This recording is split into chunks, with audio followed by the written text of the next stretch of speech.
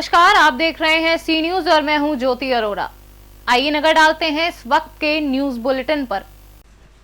छतरपुर खाद्य एवं नागरिक आपूर्ति निगम के अध्यक्ष और बाड़ा मलहरा उपचुनाव के भाजपा से संभावित प्रत्याशी प्रद्युम्न सिंह द्वारा उड़ाई जा रही हैं आचार संहिता की धज्जियां। सत्ता की हनक दिखाकर 4 पहिया वाहन में हूटर लगाकर घूम रहे हैं प्रद्युम्न सिंह। आचार संहिता लागू होने के बाद भी नहीं हटाए अपनी गाड़ी से हूटर। भाजपा कार्यालय के सामने गाड़ी में बैठे भाजपा जिला अध्यक्ष मलखान सिंह और बाड़ा मलहरा विधानसभा के संभावित प्रत्याशी प्रद्युम्न सिंह से हूटर लगाकर गाड़ी से घूमने पर और आचार संहिता का उल्लंघन करने के संबंध में जब पूछा गया तो वो चुप्पी साधते नजर आए। उन्होंने कहा कि हम भी हूटर निकलवा देंगे। वही कांग्रेस प्रवक्ता अभिलेख खरे ने कहा कि प्रद्युम्न सिंह भारतीय जनता पार्टी के कार्यकर्ता हैं, इसलिए उन पर कोई भी नियम कानून लागू नहीं होता। पुलिस द्वारा इन पर कोई भी कार्रवाई नहीं की जा सकती क्योंकि वो सत्तारूढ़ पार्टी के नेता हैं। आचार संहिता का खुला उल्लंघन करने के बाद भी पुलिस द्वारा कोई कार्रवाई नहीं की जा रही है। इससे साफ जाहिर होता है कि पुलिस प्रशासन किस तरह सत्ताधारी नेताओं के सामने झुका हुआ है। सारे मंदिर और मस्जिद, सारे धार्मिक स्थल 8 अक्टूबर से खुलेंगे। दुर्गा पूजा के आयोजन से लेकर हर तरह के कार्यों को लेकर दिशा निर्देश जारी कर दिए गए हैं। धार्मिक स्थलों को नए तरीके से खोलने को लेकर और दुर्गा पूजन को लेकर गाइडलाइन जारी कर दी गई है। दुर्गा पूजा का आयोजन मंदिर, घरों के अलावा छोटे स्तर पर तैयार किए गए पंडालों में किया जा सकता है, जहां किसी तरह की कोई भीड़ नहीं होगी, सिर्फ पूजा होगी। पंडालों को लेकर भी कई तरह के दिशा निर्देश जारी किए गए हैं। साथ ही किसी तरह के मेले या फूड स्टॉल पर भी पाबंदी लगाई गई है। दुर्गा पूजा के पंडाल में एक समय में पुजारी और आयोजक को मिलाकर सिर्फ 7 लोग ही रह सकते हैं। साथ ही किसी तरह के सांस्कृतिक कार्यक्रम को भी आयोजित नहीं किया जाएगा। किसी तरह का प्रसाद, भोग वितरण या भोज कराने की भी इजाज़त सरकार द्वारा नहीं दी गई है। रावण के पुतला दहन पर किसी भी तरह के बड़े आयोजन करने पर रोक रहेगी। सारे आयोजन के दौरान जो आयोजक और पुजारी हैं उन्हें मास्क पहनना आवश्यक है। साथ ही 6 फीट की पब्लिक डिस्टेंसिंग का होना भी जरूरी है। जिले के डीसी और एसपी इन सारे नियमों का अनुपालन कराएंगे। अगर किसी ने इस तरह के नियम का उल्लंघन किया तो उनके खिलाफ दंडात्मक कार्रवाई की जाएगी। इसके अलावा दारू, पान, तंबाकू के सेवन पर भी पाबंदी रहेगी। सार्वजनिक स्थानों पर थूकने से भी मनाही होगी। आयोजित बैठक में शहर के सभी समुदाय के गणमान्य लोग उपस्थित रहे और अपना मंतव्य दिया। थाना परिसर में शांति समिति का बैठक आयोजित किया गया था, क्योंकि कोविड-19 का प्रकोप पूरे विश्व के साथ साथ हमारे भारतवर्ष में भी तेज़ी से फैल रहा है और इसी निमित्त झारखंड सरकार के द्वारा दिशा निर्देश दिए गए हैं। तो उसी को हम लोग जितने भी पूजा समिति के लोग थे, अध्यक्ष, सचिव, पूजा पंडाल के महानुभाव, उनके साथ हम लोग बैठक किए और सरकार के द्वारा जो भी दिशा निर्देश है, कैसे हम लोग पूजा संयमित ढंग से और कोविड-19 के बचाव के तहत हम लोग कैसे इसको समापन करेंगे, उसी के तहत बिंदुवार हम लोग सभी आम नागरिकों के साथ हम लोग इसका चर्चा किए हैं और हम लोग उम्मीद करेंगे कि इसका अनुपालन के साथ साथ हम लोग आगामी दुर्गा पूजा भी शांतिपूर्वक संपन्न। झारखंड से संवाददाता हेलाल लक्की की रिपोर्ट। 6 अक्टूबर को जनपद रामपुर में बरेली गेट पर आम आदमी पार्टी ने कैंडल जलाकर हाथरस में सांसद संजय के ऊपर स्याही फेंकवाने का विरोध किया। इस मौके पर प्रदेश उपाध्यक्ष फैजल खान लाला ने कहा कि कल हाथरस में योगी जी के प्रशासन ने धोखे से आप नेता सांसद संजय सिंह पर स्याही फेंकवाई, लेकिन हम जलने वालों में नहीं है। कायरों की तरह स्याही फेंकवाने से कुछ नहीं होगा। हिम्मत है तो सीने पर गोलियां चलवाएं। कल हमारा डेलीगेशन हाथरस में पीड़ित परिवार से मिला। पीड़ित परिवार बहुत दहशत में है और पूरे मामले की न्यायिक जांच की मांग कर रहा है। हम भी चाहते हैं कि मामले की जांच सुप्रीम कोर्ट की सिटिंग जज की निगरानी में हो। साथ ही केस को गैर भाजपा शासित राज्य में ट्रांसफर किया जाए ताकि दोषियों को सजा दी जा सके। इसके अतिरिक्त पीड़ित परिवार को वाई श्रेणी की सुरक्षा उपलब्ध कराई जाए। हाथरस में एक और मामला सामने आया जिसमें 6 साल की मासूम बच्ची की रेप के बाद हत्या कर दी गई है। परिवार के लोग मासूम का शव सड़क पर रखकर योगी सरकार से इंसाफ की भीख मांग रहे हैं। लगातार हाथरस में दरिंदगी की घटनाएं सामने आ रही हैं। ऐसे में आम आदमी पार्टी मांग करती है कि हाथरस के जिलाधिकारी को तत्काल निलंबित करना चाहिए। उत्तर प्रदेश के अंदर कानून व्यवस्था नाम की कोई चीज़ नहीं है। हाथरस के अंदर जो हमारी गुड़िया के साथ घटना घटी उस पर वहां का प्रशासन सवालों के घेरे में है। तमाम विपक्षी पार्टियों के ऊपर लगातार वहां जानलेवा हमले कराए जा रहे हैं, मीडिया कर्मियों को पीटा जा रहा है। कल आम आदमी पार्टी का एक डेलीगेशन हाथरस गया था उस पीड़ित परिवार से मिलने के लिए। संजय सिंह साहब उसका नेतृत्व कर रहे थे, आम आदमी पार्टी के प्रदेश प्रभारी और सांसद भी हैं। पुलिस ने धोखे से 5 लोगों का डेलीगेशन अपनी कस्टडी में लेकर उस गांव तक लेकर पहुंचे। पीड़ित परिवार बहुत दहशत में था, लगातार पूरे मामले की न्यायिक जांच की मांग कर रहा है और हमने ये महसूस किया कि उस पीड़ित परिवार को अतिशीघ्र ही उत्तर प्रदेश की सरकार वायु श्रेणी की सुरक्षा उपलब्ध कराए।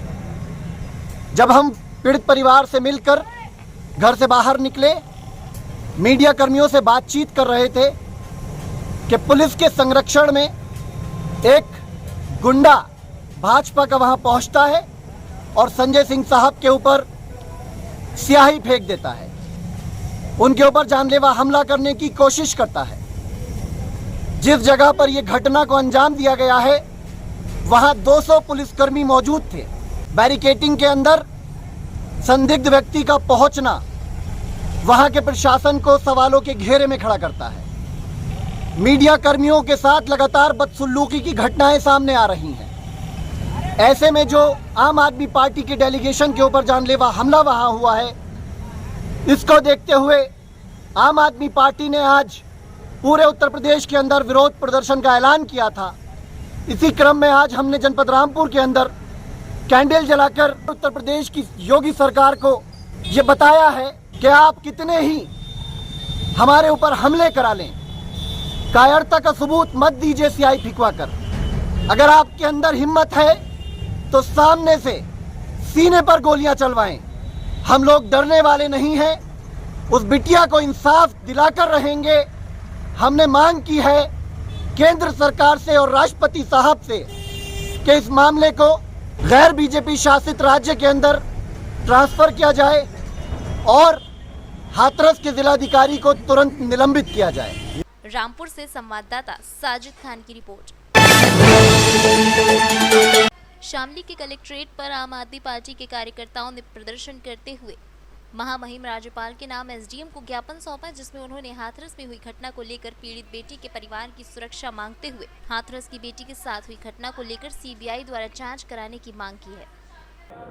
क्या नाम भैया आपका? मेरा नाम वीरपाल उपाध्याय है, मैं जिला महासचिव आम आदमी पार्टी शामली से। अच्छा, आप तहसील में आए हैं, प्रदर्शन कर रहे हैं, क्या पूरा मामला? मामला ये है, जो हाथरस में अभी रिसेंट में बहन मनीषा पे जो अत्याचार हुआ है उसके अगेंस्ट हम महामहिम राष्ट्रपति जी को ज्ञापन देने के लिए यहाँ पे आए हुए हैं कि ऐसी घटना इस प्रदेश के अंदर नहीं होनी चाहिए। इस प्रदेश में अगर ऐसी घटना होती रहेगी तो आम आदमी पार्टी उसमें विरोध करेगी और अपना धरना प्रदर्शन देगी। हम ये नहीं चाहते कि महिलाओं पे जो ये अत्याचार हो रहे हैं इस प्रदेश में, ये बिल्कुल भी बर्दाश्त नहीं करेंगे हम। तो अभी आपने ज्ञापन दिया है, तो ज्ञापन देने के लिए ज्ञापन में हम ये चाहते हैं कि जो बहन मनीषा के घर वाले हैं उनको वायु श्रेणी की सुरक्षा प्रदान की जाए। महामहिम जी से हमारी ये रिक्वेस्ट है और हम ये चाहते हैं कि जो उनका केस है वो किसी ऐसे राज्य में ट्रांसफ़र किया जाए जहाँ पे भाजपा की सरकार ना हो, जिससे उसे न्याय मिल सके। और इसके साथ में हम ये चाहते हैं कि जिला जज हाई कोर्ट जज की निगरानी में ये हमारी बहन मनीषा की जो कार्रवाई है वो होनी चाहिए। आपका नाम जी? राजेंद्र पहलवान। अच्छा, क्या मामला है यहाँ तहसील में आए? मामला ये है कि गुड़िया के जो है परिवार को वायु श्रेणी की सुरक्षा दी जाए और जिस सीबीआई की जांच स्टिंग जज के जो है उसके थ्रू कराई जाए निगरानी में, और गुड़िया का केस किसी गैर भाजपा शासित राज्य में ट्रांसफ़र किया जाए और उन्हें इंसाफ दिलाया जाए। और जब तक इंसाफ नहीं मिलेगा तो आम आदमी पार्टी का एक कार्यकर्ता इंसाफ दिलाने के लिए संघर्ष करता रहेगा। तो अभी आप तहसील में आए हैं क्या ज्ञापन देने के लिए? हाँ, तो ये राष्ट्रपति महामहिम के लिए ज्ञापन है और राष्ट्रपति जी को ज्ञापन भेज रहे, तो इसमें जो है उन्हें इंसाफ मिलना चाहिए। गरीब परिवार है और उनकी सुरक्षा भी होनी चाहिए। अगर आपकी मांगे पूरी ना हुई तो आपका कदम क्या होगा? हमारी मांगे पूरी ना हुई तो आंदोलन चलते रहेंगे, वैसे ही देते रहेंगे हम ज्ञापन। आगे भी देते रहेंगे, आंदोलन करते रहेंगे। शामली से संवाददाता मोहम्मद इकरार की रिपोर्ट। उत्तर प्रदेश के जिला फिरोजाबाद में होने वाले उपचुनाव को लेकर टूंडला विधानसभा क्षेत्र से बहुजन समाज पार्टी के उम्मीदवार संजीव कुमार चक के द्वारा आज प्रचार के लिए उनके समर्थन में वोट मांगने के लिए नारखी ब्लॉक के कई गांव का दौरा किया गया तथा अपने समर्थन में वोट मांगने की अपील के साथ ही सोशल डिस्टेंसिंग और मास्क लगाकर लोगों को रहने की प्रेरणा दी। इस दौरान क्षेत्रीय जनता ने अपना भरोसा दिलाया कि हम भारी बहुमत के साथ आपको जिताने का काम करेंगे। इस दौरान प्रत्याशी संजीव कुमार चक ने बताया कि आज टूंडला विधानसभा क्षेत्र में पानी की बहुत समस्या है। कहीं पानी खारा है तो कहीं पानी बिल्कुल ही नहीं है। मैं जीतने के बाद सबसे पहले क्षेत्र में पानी की किल्लत दूर करूंगा, साथ ही बेरोजगारी तथा क्षेत्र की जन सुविधाओं को पूरा करने का प्रयास करूंगा। बीएसपी के लिए चुनाव लड़ रहे हैं और चुनाव मैदान में उतरे हैं तो किन किन मुद्दों को लेकर उतरे हैं और क्या क्या मुद्दे रहेंगे आपके? देखो साहब, मैं क्षेत्र में जा रहा हूँ, गली गली मोहल्ले मोहल्ले हर गांव जा रहा हूँ। ये टूंडला विधानसभा में सबसे ज़्यादा अगर दिक्कत है किसी चीज़ की तो वो है पानी की। कहीं पानी खारा है तो कहीं पानी पीने को नहीं है, कहीं हैंडपम्प नहीं है, कहीं टंकियाँ नहीं है। पानी की बहुत ज़्यादा समस्या है। बाकी रोड नालियाँ तो आप देख ही रहे हो, वो तो बिल्कुल बनी नहीं है। और क्षेत्र में जिन जिन लोगों के पास हम जा रहे हैं वो सब दुखी हैं। वो भारतीय जनता पार्टी से के लोगों से दुखी हैं, कार व्यापार नहीं चल रहे हैं उनके, वैसे दुखी हैं। बाकी पानी की समस्या, रोड की समस्या, टूंडला विधानसभा में तो पूरा समस्या ही समस्या है। आज किस किस क्षेत्र का दौरा किया आपने? आज हमारा क्षेत्र का दौरा ये रेपुरा गांव है यहाँ और बीकनपुर, ये हमारा पूरा सेक्टर होगा जिसमें हमारे 10 से 11 गांव आएंगे। के साथ में चल रहे हैं, प्रचार भी कर रहे हैं। क्षेत्र में किन किन लोगों से दौरा हो रहा है और क्षेत्र के लोगों की क्या क्या समस्याएं भी आ रही हैं चुनाव को लेकर, किस तरह की प्रतिक्रिया कर रहे हैं लोग? मैं 22 तारीख से माननीय संजीव चक जी के साथ हूँ और प्रत्येक गांव का हम लोगों ने दौरा किया है और हमें प्रत्येक समाज का हमें सम्मान और इज्जत मिल रही है। लोगों ने कहा भी है कि अब की बार बहुजन समाज पार्टी को हम वोट देंगे। और क्यों देंगे?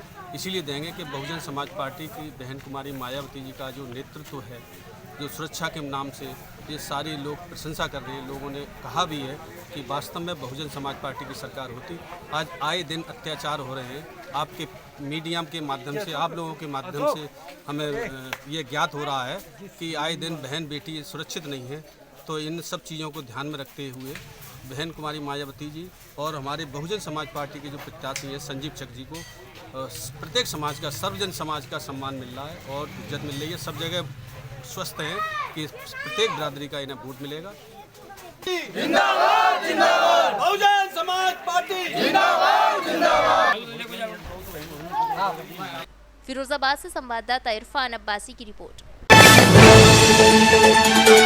देपालपुर क्षेत्र में नकली बीज माफियाओं पर अंकुश लगाने के लिए अब प्रशासन ने कलेक्टर मनीष सिंह के नेतृत्व में कमर कस ली है, जिसका परिणाम ये निकला कि किसानों की शिकायतों के बाद कृषि विभाग का अमला स्थानीय प्रशासन के साथ इंदौर जिले के देपालपुर के बेटमा नाके स्थित संकल्प रिटेल स्टोर पर जांच करने पहुंचे। जांच में पाया गया कि उज्जैन जिले की कंपनी वरदान सीड्स द्वारा 9,560 सोयाबीन बीज अमानक दिया जाना सही पाया गया है। इसके बाद टीम ने चांदेर ग्राम पहुंचकर किसानों से चर्चा की, खेतों का जायजा लिया, जिसमें देखा गया कि कई प्रकार के सोयाबीन बीज इसमें शामिल पाए गए हैं। इस कारण किसानों की फसलों का बर्बाद होना सुनिश्चित पाया गया है। जांच दल में सहायक संचालक कृषि विजय जाट, वरिष्ठ कृषि अधिकारी राजेंद्र सिंह तोमर, क्षेत्रीय तहसीलदार बजरंग बहादुर सिंह और स्थानीय कृषि विभाग के अधिकारी मौजूद रहे। खरीदा आपने? संकल्प वाले से देपालपुर से खरीदा साहब। क्या कम निम्न श्रेणी का था बीज? साहब 60% माल तो गलत निकला और 40% सही निकला हो। अलग अलग क्वालिटी के? हाँ, 3 क्वालिटी का था उसमें। कौन कौन सी क्वालिटी थी कुछ मालूम? 95-60 के अलावा उसमें 1025 थी, 93 का था। क्या कार्रवाई करी तुमने इसके लिए, मुआवजा लेने के लिए? मुआवजा लेने के लिए कानून कार्रवाई बस यही कर रहे हैं साहब। कितने किसान है देखो चांदेर के? चांदेर में 10 से 15 किसान। धन्यवाद। क्या तो किसान के खेत से कट चुकी है। किसान के कथन के अनुसार उसमें मिक्स बीज का उनका बोला गया है कि हमें 2 समय में अलग अलग समय में फसल को काटना पड़ा। मतलब उससे ये थोड़ा सा प्रतीत हो रहा है कि 2 अवधि की किस्में उसमें थी। किसान कुछ आर्थिक लाभ मिल पाएगा उसमें? अभी जो हरिओम किसान है वहाँ का, उनने जो बताया उनके अनुसार जो कंपनी और जो रिटेलर के इनके माध्यम से जो उनका उत्पाद हुआ था वो और उनका और भी जो उत्पाद है उनका शायद 6,000 या 6,500 के भाव में उनसे खरीदा गया है। तो लेके किसान तो उसने जो कथन दिया उससे वो संतुष्ट हो चुका है, लेकिन फिर भी जो इनने एक्ट के अधीन कार्रवाई नहीं होगी, उनके द्वारा जो गलत काम किए हैं जिसमें उसमें गलत पाया जाता है तो उसके ऊपर कार्रवाई के लिए उज्जैन संचालक को कार्रवाई। आपका नाम? मेरा नाम विजय जाट, सहायक संचालक कृषि है। इंदौर से कैमरामैन रईस मेहर के साथ संवाददाता साबिर हुसैन की रिपोर्ट। जनपद रायबरेली डलमऊ सीआरपीएफ के जवान शैलेंद्र सिंह शहीद हुए। अंतिम विदाई देने के लिए उमड़ा जन सैलाब। वंदे मातरम, भारत माता की जय के नारे के साथ दी गई अंतिम विदाई। रायबरेली से सीनियर संवाददाता उपेंद्र बहादुर सिंह की रिपोर्ट। इस वक्त के न्यूज बुलेटिन में फिलहाल इतना ही। देश और दुनिया की तमाम बड़ी खबरों के लिए आप देखते रहिए सी न्यूज। हर खबर आपके साथ, आपके हाथ।